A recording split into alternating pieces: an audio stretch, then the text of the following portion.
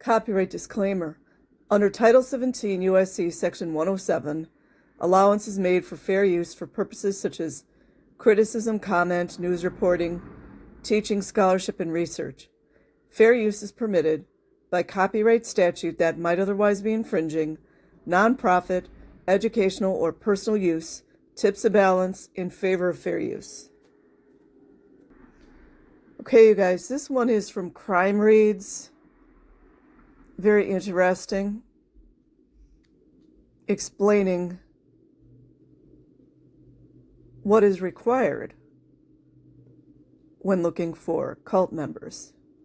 James Kennedy, Storytellers are manipulative cult leaders. Or a few useful pointers on how to brainwash your reader, draw people into your narrative. You guys know I talk about the narrative. November 2nd, 2023.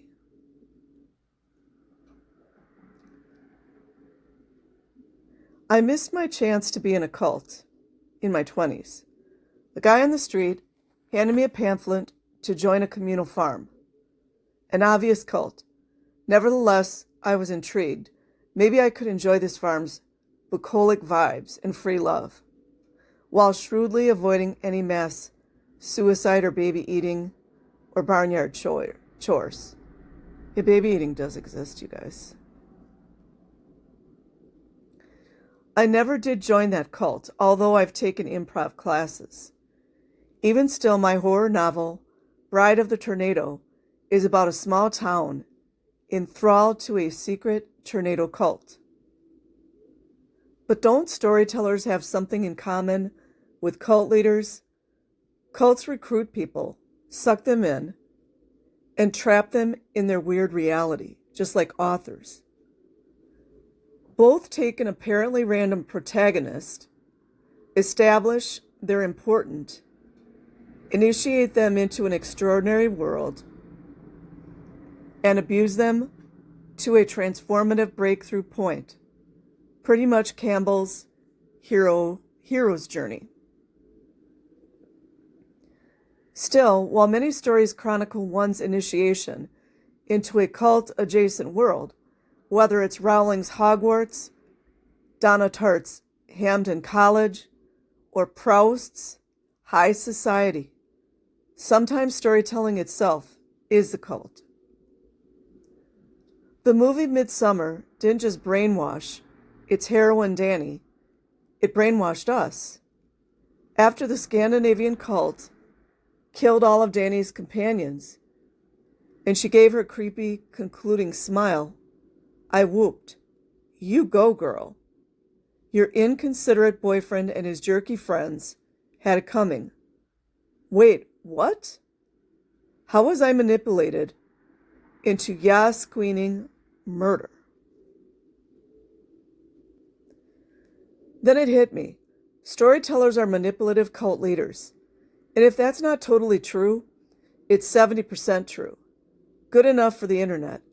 Let's see how. And if you want to go deeper, I do an episode about this on my Secrets of Story podcast. Getting a new member or target committed to your cult or story takes 4 steps. 1. Recruit the target. Here are the 7 properties of easily brainwashable people. Properties perhaps shared by impressionable readers who we might convert into cult-like fans. 1. Desire to belong.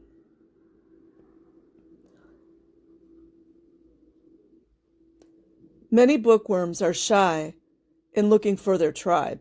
2. Reluctant to question authority. Let me say this again. Reluctant to question authorities. Sound like the last 5 years, anyone? As readers, aren't we assenting to someone else entering our heads, controlling our thoughts? Controlling our thoughts. 3. Gullible. Something like gullibility must be essential to enjoy unreal narratives. 4. Needs questions answered in black and white terms. Fans often get anxious about contradictions in the canon of their imaginary world. 5. Feels culturally marginalized, therefore open to the new culture you're offering. 6. Naively believes everyone is good. Some readers are always upset when characters are unlikable. 7. Believes life has a higher purpose. Oh, you guys know that Scientology uses that. Readers crave uplift or transcendence by the end of the story. From this list, here's my modest proposal. If a writer wants cult-level fans, they should write for the dependent, unassertive, gullible, black and white thinking, frustrated, naive spiritual seeker. They're more likely to commit to your book with cult-like fervor. With our target pinpointed, we move on to 2. Break down the target's identity. Does this sound familiar, you guys? I want to be an airborne ranger. A cult leader must disrupt a target's identity, isolating them from friends and family. Isolating them from friends and family. Censoring their intake of information, exhausting them so they don't realize what's happening to them. MK Ultra, anyone? Even using malnutrition or sleep deprivation, like beans and rice, like working 18-hour days. But when you're reading a book, how is that so different? With a good book, the reader is literally immobilized, their attention fully absorbed, their internal train of thought hijacked and redirected by the writer, especially when the reader really identifies with a character. An absorbing book even makes the avid reader forget to eat, malnutrition, check, and stay up all night reading. Sleep deprivation, check. And just as cult candidates must be separated from their ordinary world, so we must separate our target from normal people. One way to do that is through language. Cults often invent bizarre jargon. Scientology has Thetan, pre-clear, upstat, etc., and force new definitions onto normal words. I just had this thought. The new normal. You guys know, if you know, you know. Scientology redefines audit, tech, etc. And just as Scientology dubs those who resist their teachings suppressive persons, we all know that Harry Potter's muggles are those ignorant of concepts like Quidditch, Animagus, or Expelliarmus. All magic terms. Once your target is speaking a cult language, it's easier to keep their thoughts cult-approved, and weird jargon makes them repulsive to outsiders, causing them to turn back to you, bonding even more strongly. Win-win. And just as Catholics feel a justified distaste when a non-Catholic calls the Eucharist a cracker, your target will feel superior when outsiders bungle their terms. Like when my Aunt Lorna would call C3PO 3CPO. Aunt Lorna, you're getting it wrong, and it's Star Wars, not the Star Wars God. I probably messed that up, you guys. In a cult, the target acquires a new cult-provided name, clothes, and social life. Like controlling who your friends are, who your doctors are, who your dentist is, who your mechanic is. Yeah, like that. Similarly, if storytellers do their job properly, the target transfers their identity to fictional worlds. That's beyond merely dressing up as their favorite character for Comic-Con. It means paying thousands of dollars to go to Star Wars and Harry Potter theme parks. It means Trekkies learning to speak Klingon. It even means becoming clinically depressed because you can't actually visit Pandora from Avatar. This leads to the third step. Oh, this is the last 5 years around the world. 3. Exhaust the target with stress. Now that our target is invested in our new world, what must we do? Punish them? Wait. Why punish your audience? Oh, honey, don't you know the first thing about people? They love being punished. That's a secret sauce that both cults and storytellers use. We've already dangled before the target delights only the cult can provide. But folks, feel contempt for those who treat them too well.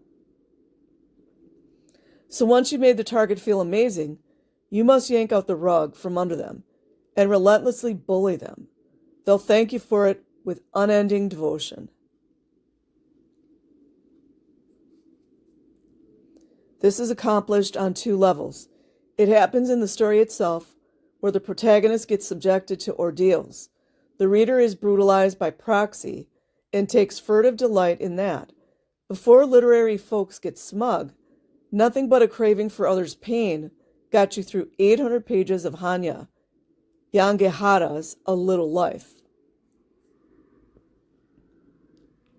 This also happens in the storyteller-audience relationship. Doubt me? Have you watched any new Star Wars lately?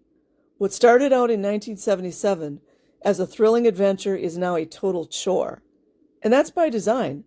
People are committed to Star Wars now because it's so bad. I was midway through Ashoka when I realized this is painful.